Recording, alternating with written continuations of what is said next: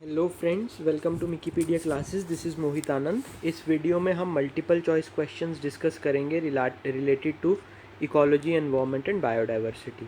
हमारी test series start हो गई है। 299 रुपीज़ पे करके आप 40 टेस्ट अवेल कर सकते हैं, जो कि सेक्शन वाइज, कंपोनेंट वाइज और फुल लेंथ टेस्ट रहेंगे।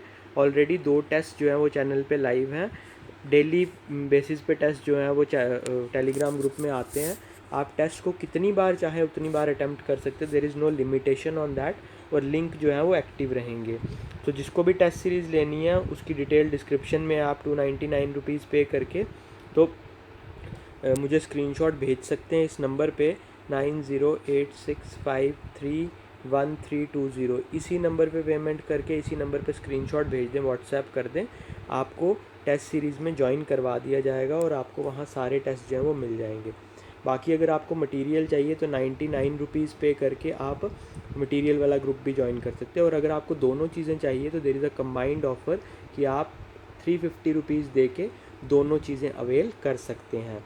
तो जो भी चाहिए आपको तो you can always contact me. आप ये इतना थोड़ा सा अमाउंट दे के अच्छा खासा मटेरियल और टेस्ट सीरीज़ जो है वो ज्वाइन कर सकते हैं। अब इस वीडियो को लेते हैं और यहाँ हम स्टार्ट करेंगे इकोलॉजी, एनवायरनमेंट और बायोडाइवर्सिटी के MCQ से। सो बहुत इंपॉर्टेंट टॉपिक है ये भी। तो वीडियो अगर अच्छा लगे तो प्लीज़ लाइक ज़रूर कर देना। तो चलिए स्टार्ट करते हैं। Which state in India, which state is the Nokrek biosphere reserve situated in. तो नॉर्केक बायोस्फीयर रिजर्व जो है वो कौन सी स्टेट में है, आपको ये बताना। सो ध्यान रखना, it is basically located in Meghalaya. तो नॉर्केक जो है that is located in Meghalaya. Second question is the primary cause of winter time smog. जो आपको सर्दियों के टाइम में हेज़ी सा रहता है और जो स्मॉग होती है उसके बेसिक रीज़न जो है वो क्या है।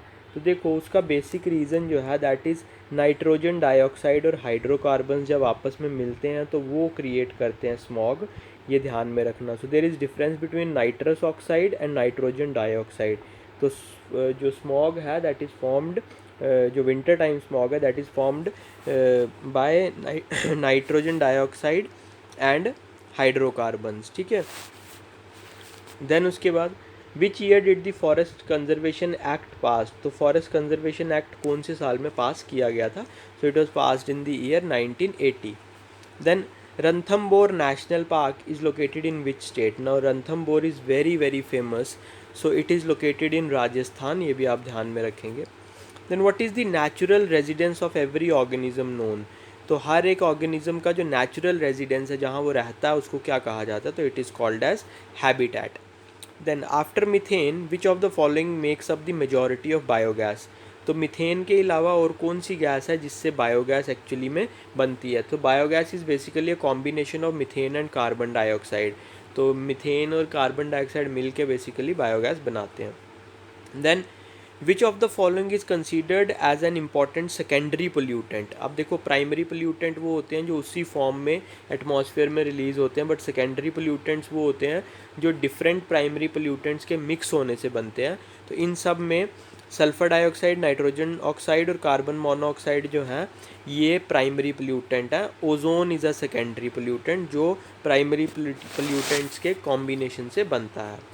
Then how many Ramsar sites have been officially recognized in India. ध्यान रखना, इंडिया में till now we have 75 Ramsar sites. तो रामसर कन्वेंशन हुई थी 1971 में इन ईरान, और वहाँ से ये पूरा वेटलैंड का कॉन्सेप्ट जो है ये इमर्ज होके आया था। Then majority of the dash that the earth emit is absorbed by green house gases in the atmosphere warming the lower atmosphere. तो जो मेजॉरिटी ऑफ दी कौन सी रेडिएशंस हैं जो अर्थ से एमिट होती हैं और फिर बाद में ग्रीन हाउस गैसेज उसको एब्जॉर्ब कर लेती हैं। देखो, सूरज से आती हैं अल्ट्रावायलेट रेडिएशंस, अर्थ से टकराती हैं, अर्थ गर्म होती है और अर्थ फिर रेडिएट बैक करती है इंफ्रारेड रेडिएशंस को। तो उन्हीं इंफ्रारेड रेडिएशंस को जो ग्रीन हाउस गैसेज हैं वो एब्जॉर्ब करती हैं और अर्थ का टेम्परेचर जो है उसको बढ़ाती हैं। So the right answer is infrared radiations. Then the loss in biodiversity is not attributed to, कि किस वजह से बायोडाइवर्सिटी को लॉस नहीं होता है। एक्सप्लोजन इन दी ह्यूमन पॉपुलेशन, ज़्यादा ह्यूमन पॉपुलेशन हो जाए तो भी बायोडाइवर्सिटी को लॉस होता है। देन ट्रांसफॉर्मिंग अर्थ सरफेस, अर्थ की अगर सरफेस चेंज हो तो भी बायोडाइवर्सिटी को लॉस होता है, नेचुरल हैबिटेट्स ख़त्म हो जाएं तो भी बायोडाइवर्सिटी को लॉस होता है, और अगर हम सस्टेनेबल प्रोडक्ट्स यूज़ करेंगे उस केस में बायोडाइवर्सिटी कंजर्व होती है, लॉस नहीं होती। तो the right answer is use of sustainable products. Then which one of the following is not an in situ conservation method. In situ conservation method वो होता है जिसमें आप किसी भी प्लांट या एनिमल को उसके नेचुरल हैबिटेट में कंजर्व करते हो, ना कि किसी और जगह ले जाते हो।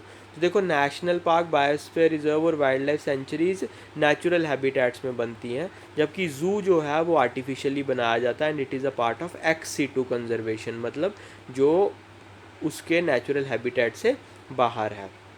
Next, what is an advantage of ex situ conservation. अब अगर आप उसको उसके एनवायरनमेंट से बाहर कंजर्व करते हो तो उस केस में उसके एडवांटेज क्या हो सकता है। चीप मेथड तो नहीं है, क्योंकि आपको एक एस्टैब्लिश करना पड़ता है एरिया, फिर एनिमल्स को ट्रांसपोर्ट करना वहाँ पे, तो चीप तो नहीं है। Then conserve large number of species together, no, क्योंकि हमारे पास जो एक्स सीटू कंजर्वेशन में लिमिटेड स्पेस होती है, जैसे ज़ू है तो लिमिटेड स्पेस है, तो उस केस में, या बोटेनिकल गार्डन है तो लिमिटेड स्पेस है, तो लार्ज नंबर ऑफ स्पीशीज़ वहाँ नहीं आ सकते।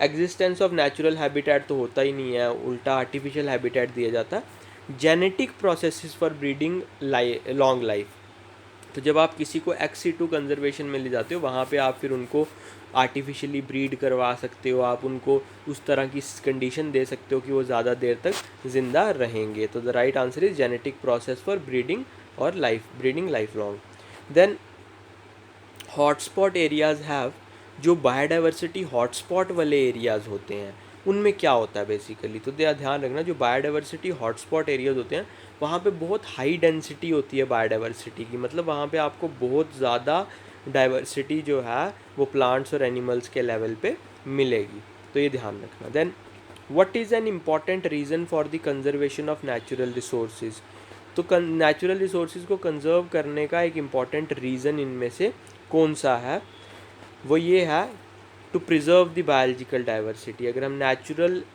रिसोर्सेज को कंजर्व करेंगे तो अल्टीमेटली हमारी बायोडाइवर्सिटी जो है वो प्रिजर्व हो जाएगी, सो ये आप ध्यान में रखेंगे। Then what is the correct full form of IUCN, so it is an international body which is called as the International Union for Conservation of Nature, and sometimes they write International Union for Conservation of Nature and Natural Resources, तो IUCN की full form जो है वो ये B है। तो ये हमारे कुछ क्वेश्चंस थे जो हमने डिस्कस किया, आई होप आपको समझ आए होंगे, बहुत इंपॉर्टेंट क्वेश्चन है। अगर आपको इसी तरह टेस्ट सीरीज़ की ज़रूरत है, बहुत अच्छे से बहुत माइन्यूटली टेस्ट सीरीज़ प्रिपेयर की गई है, अगर आपको ज़रूरत है तो आप बता सकते हैं, आपको टेस्ट सीरीज़ प्रोवाइड करवाई जाएगी। मैंने बता दिया आपको रेट है 299 रुपीज़, आप 299 रुपीज़ में यू विल गेट 40 टेस्ट, तो बहुत अच्छे से टेस्ट जो हैं वो प्रिपेयर किए गए हैं। तो थैंक यू सो मच।